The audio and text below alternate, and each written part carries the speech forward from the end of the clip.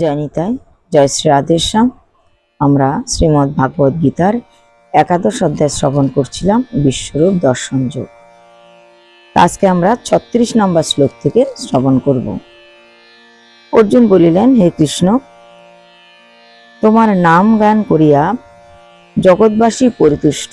ভগবানের নাম করেই তো জগৎবাসী তুষ্ট হয়, তৃপ্তি লাভ করে। রাক্ষসগণ তোমার নামে দূরে পলায়ন করে। ভগবানের নাম নিলে রাক্ষসরা দূরে দূরে পালিয়ে যায়, ভগবানের নামেই তারা ভয় পেয়ে যায়। সিদ্ধগণ তোমায় প্রণাম করে। যারা সিদ্ধগণ তারা ভগবানের নাম শুনলে প্রণাম করে। তুমি অনাদি অনন্ত ব্রহ্ম, তুমি বিশ্বময়, তুমি ব্রহ্মারও পূর্ববর্তী, অর্থাৎ তুমি ব্রহ্মারও আগে আছো, তুমি অনন্ত ব্রহ্ম।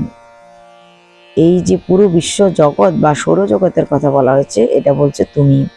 তুমি জ্ঞাতা, তুমি জ্ঞাতব্য, তুমি বিষয়। জানবার যে বিষয় সেটা তুমি। যা কিছু আমরা জেনেছি সেটা তুমি।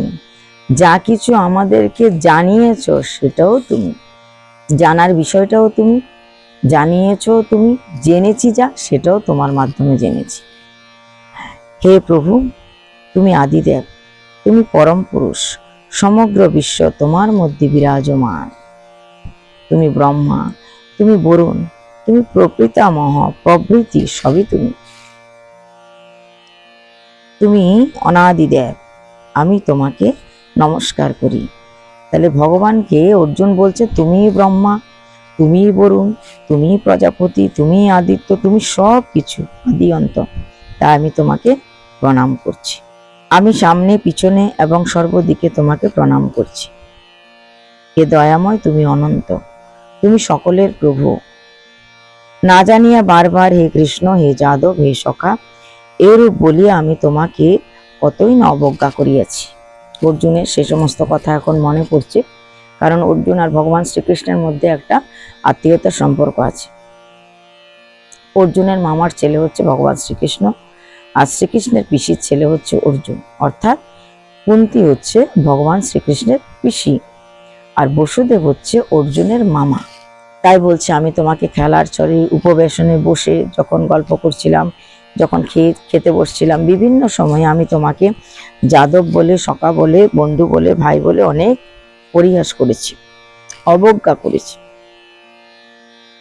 আহারের সময়, ঘুমের সময় এবং আরো অনেক সময় আমি তোমাকে কতই না অবজ্ঞা করিয়াছি। হে দয়াময়, তুমি আমার এই সকল দোষ ক্ষমা করো। তুমি তো দয়াময়, তুমি আমার এই সমস্ত দোষগুলো ক্ষমা করো। তুমি বিশ্বের পিতা, তুমি শ্রেষ্ঠ গুরু, তুমি সকলের পূজ্য। বিশ্ব সংসারে তোমার তুলনা মিলে না।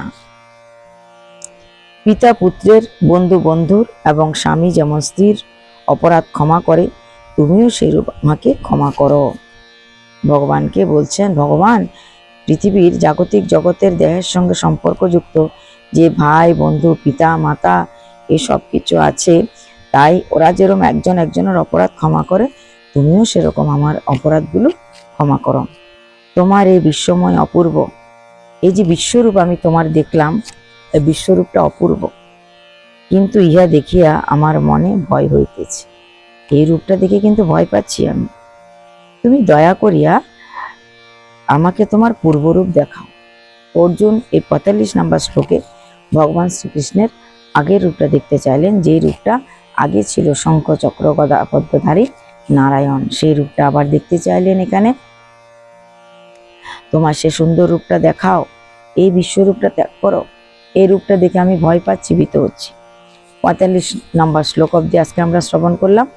আগামীকাল আমরা 46 নম্বর শ্লোক থেকে শ্রবণ করব। আজ এই পর্যন্তই। জয় নিতাই, জয় শ্রী রাধেশ্যাম।